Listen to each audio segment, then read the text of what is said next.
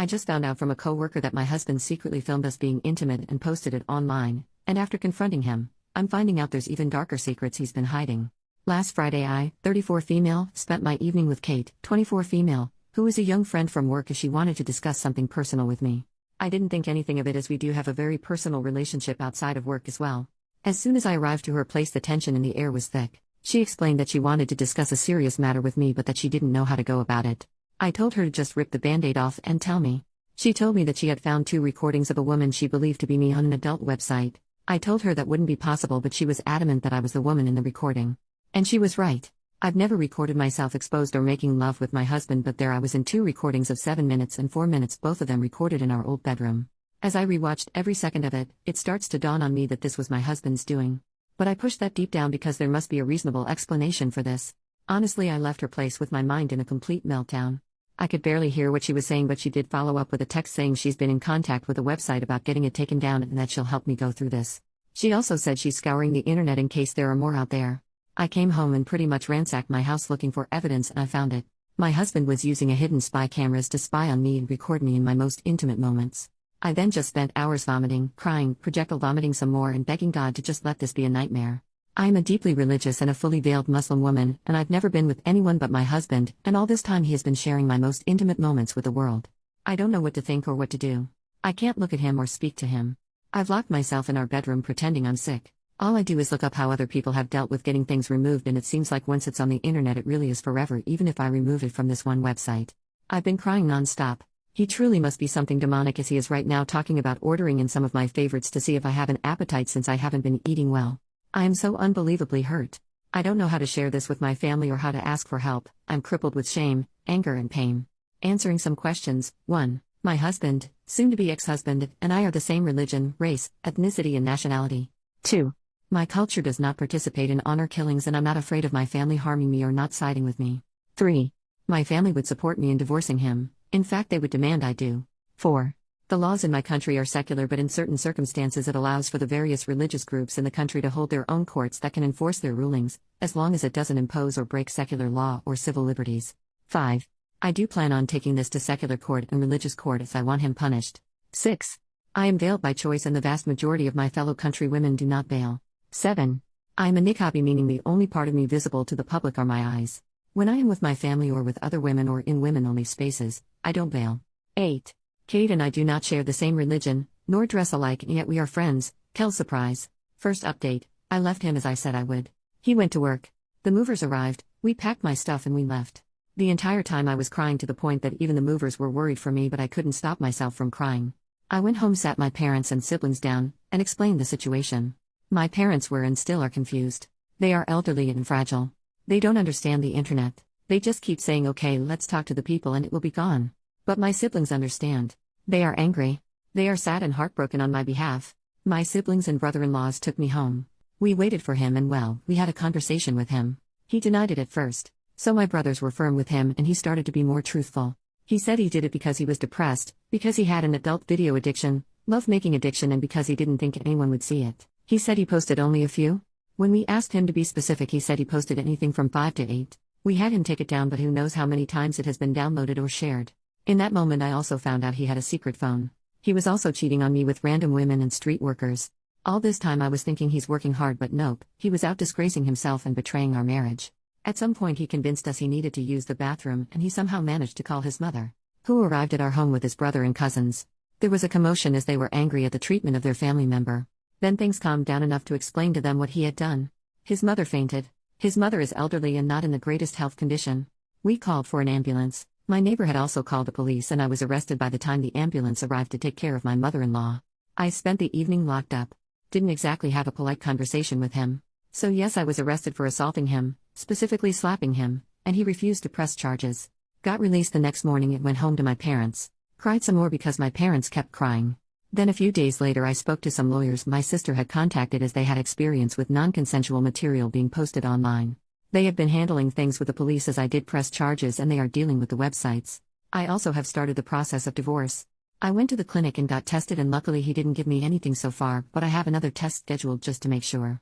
I have spoken to his mother and she apologized to me even though it's not her fault. She told me that she understood why I want him punished. She asked that I let it stay in the hands of the law rather than I hurt him or have him hurt. He's in hiding, but he still calls and texts me from random numbers. He still lies and tries to manipulate me. I've just been documenting everything he says and texts to me. Oh, at this point everyone knows. I mean everyone, even little kids.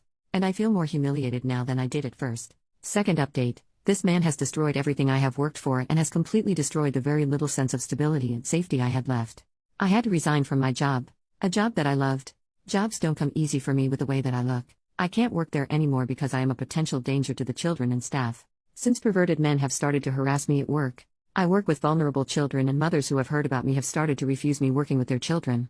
Some don't want me to be involved with their child because their husbands can't stop being weird. Fathers have leered at me or made lewd comments toward me, and one of them even offered me money to get with him. Men have catcalled me with greater frequency than ever before. Men stare at me. A man followed me from my dentist office and groped me on the street. Random men call my phone, my family home and office to verbally abuse me because my husband has posted my address, my personal and work email, phone numbers, workplace address, and every other bit of information online. It is as if the eyes and judgment of the entire world is on me.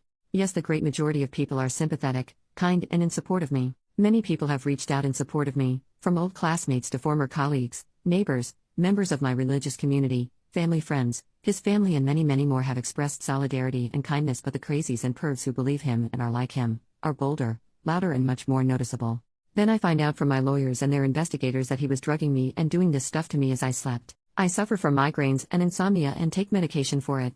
He saw my medication as opportunity to drug me with my own prescriptions. He shared, was actually bragging, on a forum where other pervs congregate how he was so clever for drugging me with my own medication, and they were encouraging him to do more things to me. My soon-to-be ex-husband has also decided to spread rumors that I was aware of the cameras and pressured him into posting online, and there are people who believe him. He also changed his mind about not pressing charges. I went to court. The judge and prosecutors were sympathetic and dismissed the case. It was a combination of my lawyers explaining the circumstances that led to me slapping him and his subsequent actions, threatening me, attacking me, doxing me, and blackmailing me by saying he didn't care about the slap, and that he would drop everything if I forgave him. My lawyers used his own words against him since he wrote it in text, and on a recorded call he admitted to me not having slapped him that hard and that he only pressed charges to cause me harm. But his crimes against me are still being investigated by the prosecutors. Third post, it all boils down to jealousy and me emasculating him. I wish I could say I was feeling better or doing better, but I feel awful, and I am still struggling with everything. It is still his life's mission to be as cruel as he can be and to stand in the way of every step I make. He is still refusing to work with my divorce lawyer. He continues to be difficult every step of the way and has run off his own lawyers. He is now in his third lawyer, and we are again starting from scratch in the divorce negotiations. He has been granted an extension by the courts due to his last lawyer just dropping him a few days before our hearing. As for posting non-consensual material, a trial date was scheduled, and he recently asked for an extension, and he'll probably be granted it as his criminal lawyer dropped him too. So in last month he has been dropped by his divorce lawyer and his criminal lawyer. The man is on a roll. When it rains it sure pours. My father passed a little over a month ago, and my mother is now in hospice care as she is soon to go back to God. I'm sad but not shocked about this, as I've had a long time to prepare for it. My father had been battling cancer for almost 3 years and so was as prepared as a person can be, and my mother's health had been declining significantly for years due to her dementia. Soon-to-be ex-husband decided it was a great idea to corner me at the venue we held the after-funeral meal at. He decided to wait for me to be alone. He approached me as I was cleaning up the venue. I was on my own, and at that time I was kind of exhausted and could not muster up the rage to chase him off as I had done many times before. So I just let him talk. He seemed almost decent as he was giving his million excuses on why things were the way they were. He cried about how awful he feels for hurting me. Then he started telling me about how he always felt I was better than him in everything, as I made more money, was better educated, had been better traveled than him, and that he felt jealous of my confidence, and how in the beginning these were things that he was most attracted to, but as our relationship and marriage progressed these were the things he started to dislike about me. He also said that he was angry that I refused to consider being a stay-at-home wife and mother, even though he knew from the beginning that I wasn't the stay-at-home/homemaker type. He said that he tried to be a good husband, but that my refusal to bend or let him have the last say in things was the catalyst for his anger and need to humiliate me. He talked about how he had always had addiction issues, but he thought that if he was married he would be cured of his depression, his adult video and love-making addiction, and he felt like if I ever found out I would have never married him and or would divorce him, and then it angered him and pushed him to want to punish me for thinking I was better than him. He was jealous and angry about so many things. But when I said to him, "So you hurt me because you felt jealous and inadequate in comparison," he lost his mind and started to shout and say that he knew I would react that way. I decided to refrain from commenting further and just let him spill his guts uninterrupted. For 3 hours he made excuse after excuse for why he did what he did. But it all comes down to him feeling inferior to me, him being jealous and angry that I dared have a mind and life of my own. He said right before our wedding he joined a men's group online that were helping him deal with his addictions, and one tip given was to make your own adult videos and watch that instead, but he knew I'd never agree to it, so it was my fault that he needed to spy on me and that he never intended to share it with others, but one day I had angered him so much and as payback he posted it and he felt good. And so every time I emasculated him by having my own mind or upset him in some way or another he would post more. Eventually he gained a following and had so many men asking him to post more, that he started to like the fact that other men looked up to him for his intimate prowess, and at the same time his addiction started to come back and he fell back into his habit of picking up women, and when he couldn't get it for free, he'd hire a street worker. Then I guess it spiraled out of control for him. The more he spent on his addictions, the more lies he told, the more he felt like a failure for me covering our expenses, the more he resented me, and he got stuck in a cycle of self-destruction which in turn only fueled his anger with me. He also says he joined a support group for addicts and started going to an addiction rehabilitation clinic as an outpatient to deal with his issues, and that I should give him credit for that. He feels that I should be proud of him for doing that and that I should take him back since he's putting in so much work. He also feels I should appreciate him not stalking me since my dad died, and he is sincere in feelings this way. He genuinely doesn't understand why I'm not seeing how hard he's been trying the past few months. In his deluded mind he thinks that his honesty in our conversation should count for something and that I am just being a heartless jerk for having been stoic and unmoved by his tears and his show of vulnerability. Even though he gave a great performance of being human during our conversation, I remained unmoved by it because there was nothing to be moved about. I just continued to pack things up from the venue and got in my car and went home.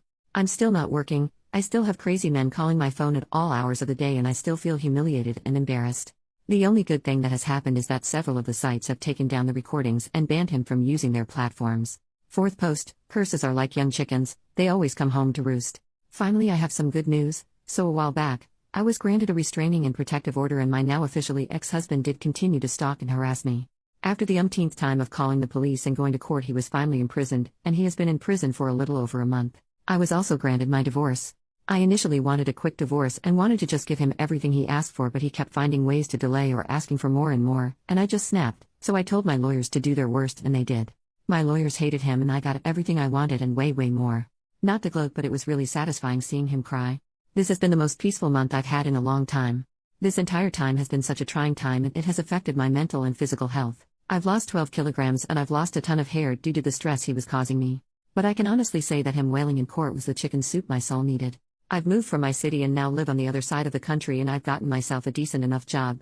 I am slowly mending my confidence. I am in therapy and I can't say it's working right now, but I know if I stick with it, it will. The non-consensual material he posted has been removed from the more reputable websites he posted on, and my lawyers were able to get me monetarily compensated, as these companies didn't want to go to court over it. I mean, money doesn't really change things that much and I'm still hurt, but at least it's something.